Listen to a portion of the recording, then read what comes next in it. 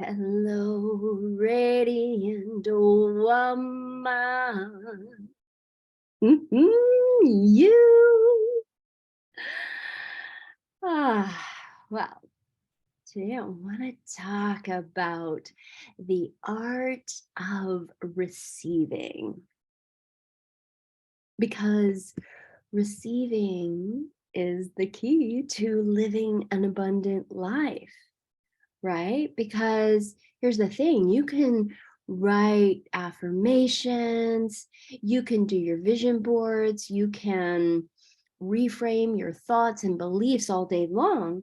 But if you're not opening to receiving, then you're going to block all the good that's coming your way, because it's all coming your way all the time. It's all around you. Ask and it is given, but you have to be open to receive it. So receiving is one of the superpowers of the feminine. Awakening to your feminine requires an opening and a surrendering, right? A letting go to receive. And you can't be, grasping and holding on or trying to control and also be open to receiving at the same time. It's just not possible.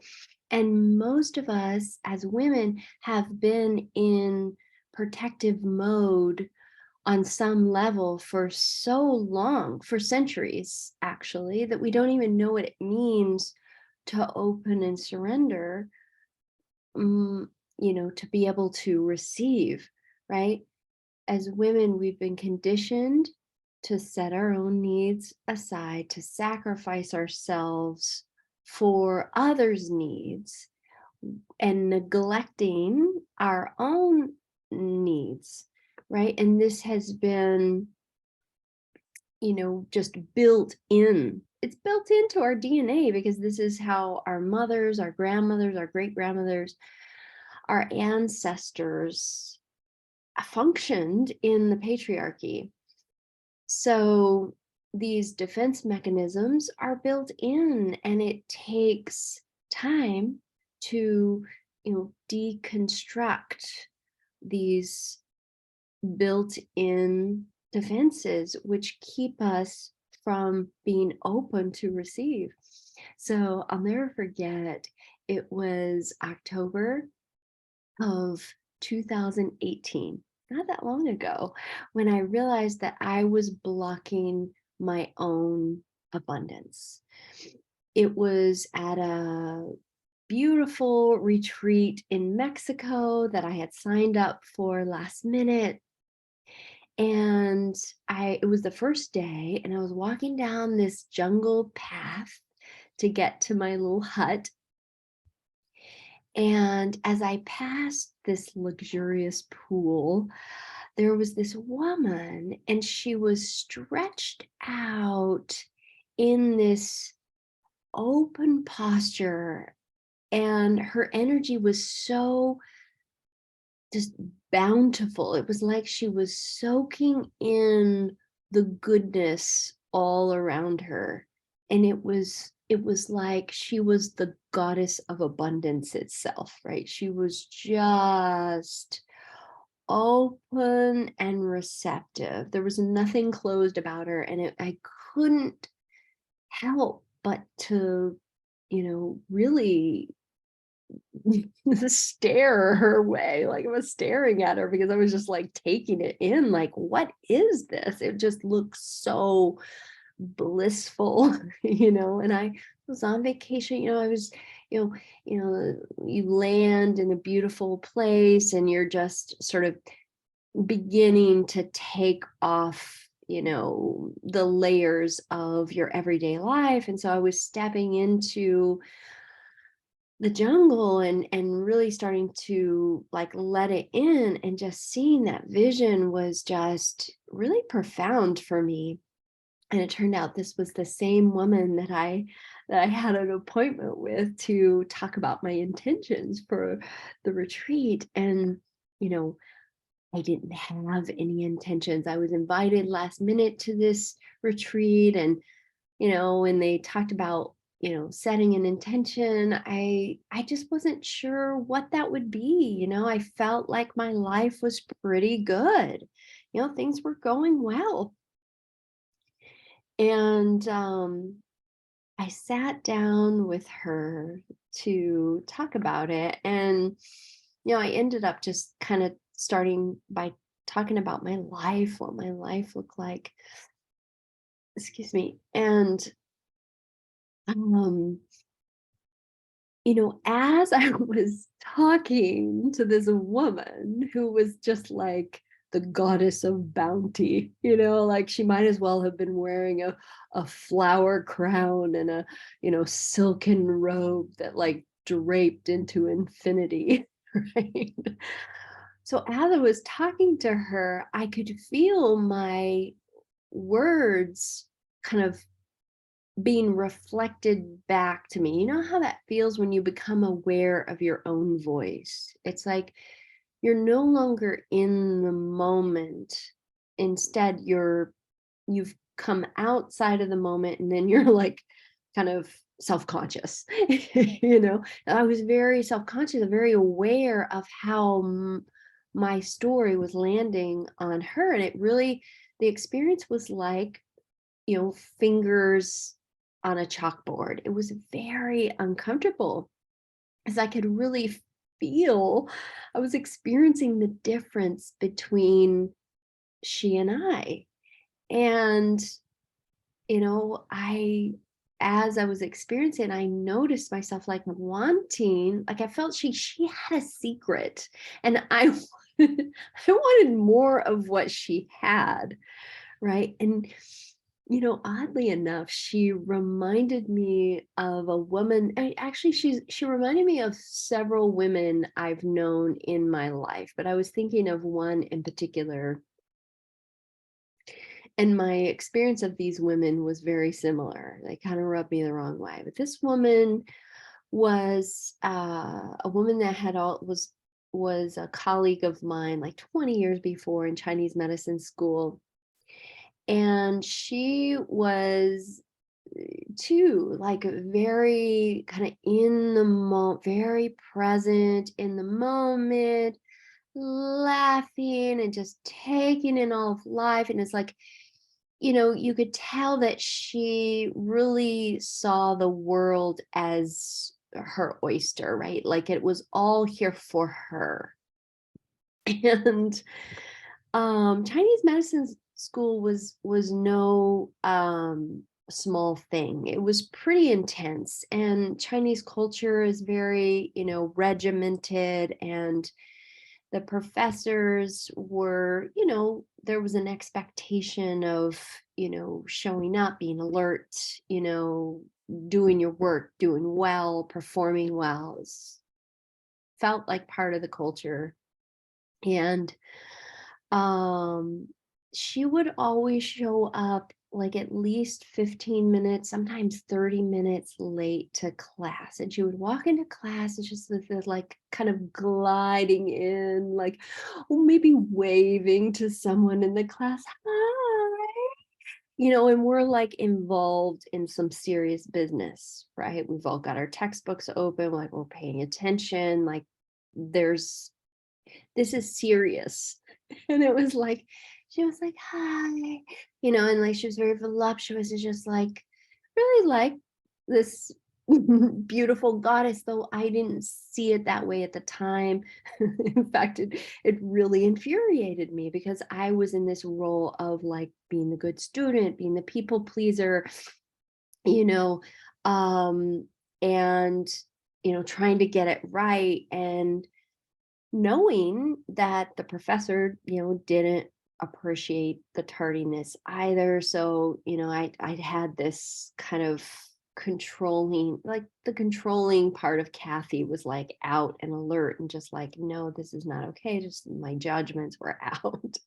But looking back now, I could see that a part of my resentment was that there was some level of jealousy in there. Like, I'd spent, years bending over backwards in service to everyone around me.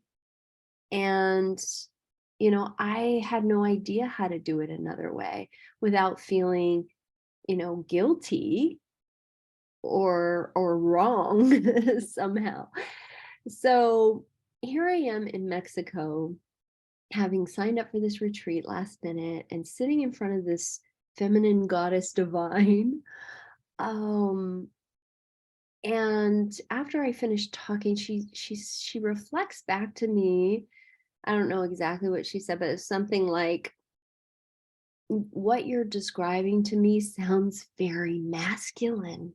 And she said it in a really nice way, not a very judgy way. It was just like, let's just say it sounds very masculine to me. And there it was, like, I hadn't really thought about it that way, but it was true.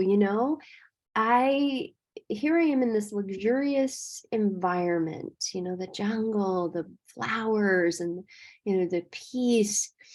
And I'm coming from a place of like really go, go, go, do, do, do, get it done. It needs to be done right. And um, I realized that I wasn't showing up in my feminine at all.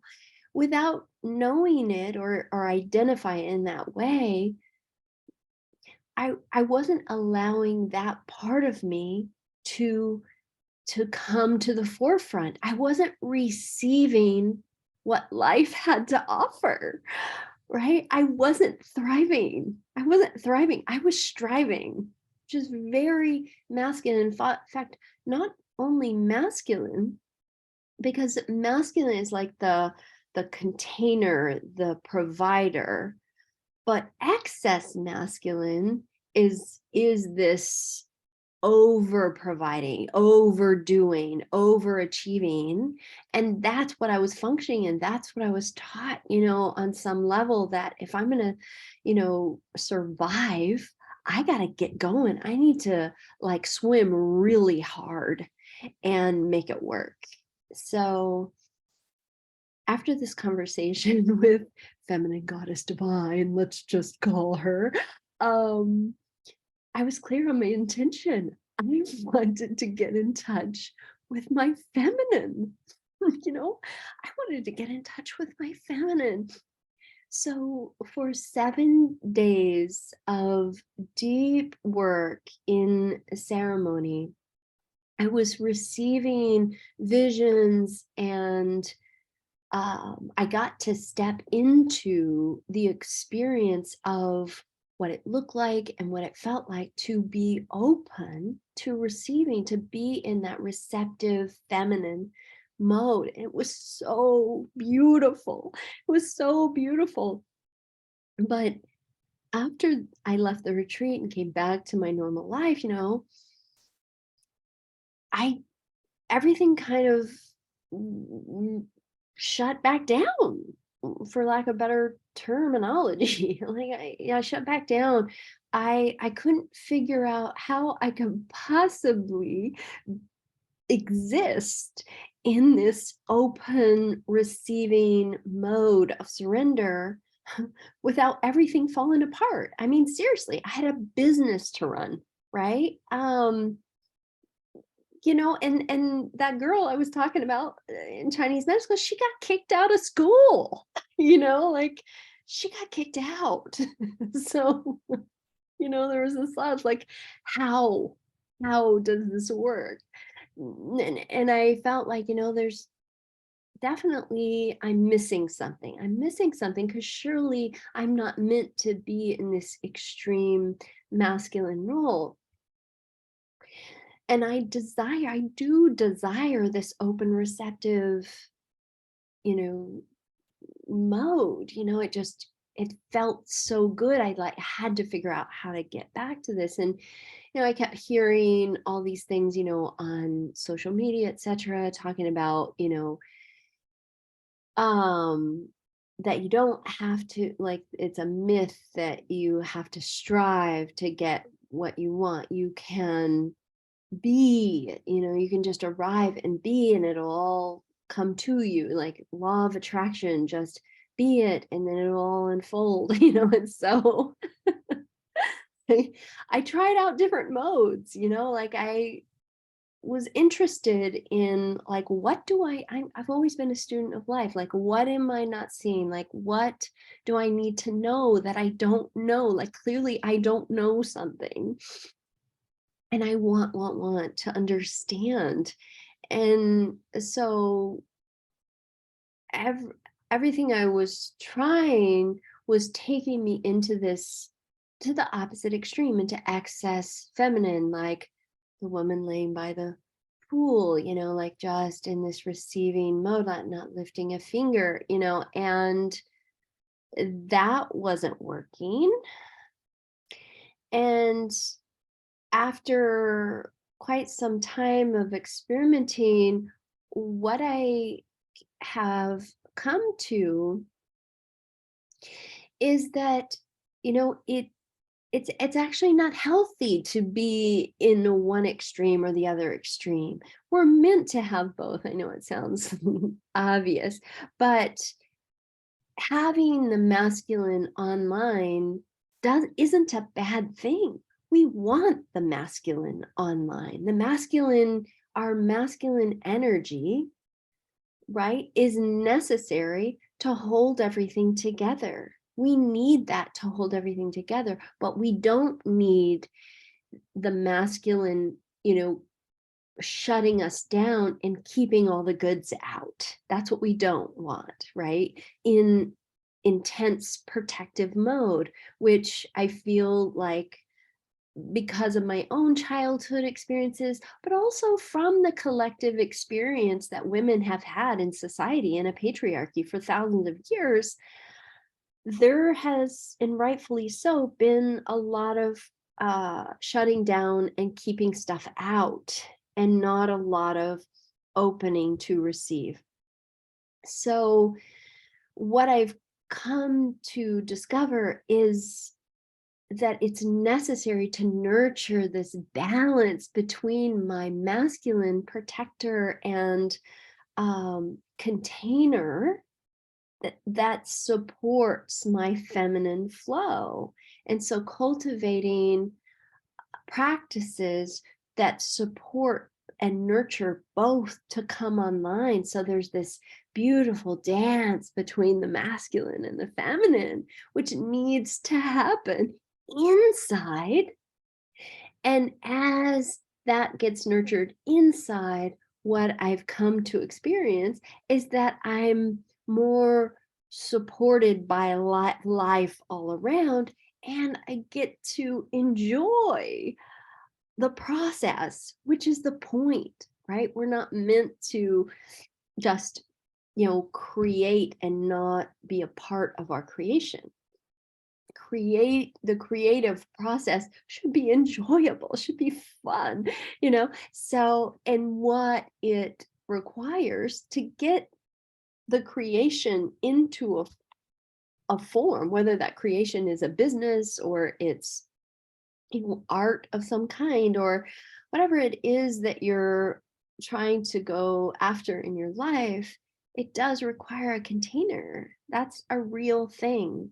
And we have to show up to be that for ourselves. And as we show up to be that for ourselves, we can bring in and attract others to support us in these amazing ways. So yeah, as within, so without. And one of the things that I discovered in my practices recently is that as I heal this, what others call and what I refer to as the wounded masculine in myself, which is excess masculine, as I nurture this excess masculine with the love and bounty of my feminine, it brings that excess masculine back into the center, back into a healthy divine masculine, where I am supported and not shut out of life.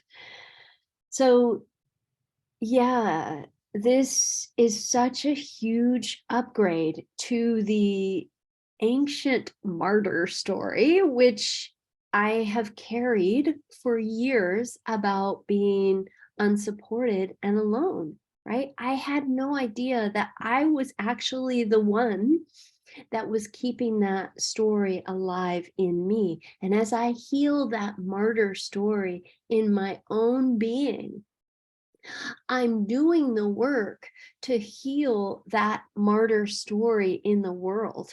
And so as within, so without. So as each one of us are doing this deep work to heal within and to become balanced within, we are healing the world. And that's such a beautiful thing. The world needs this work. The world needs us to be doing this deep work within.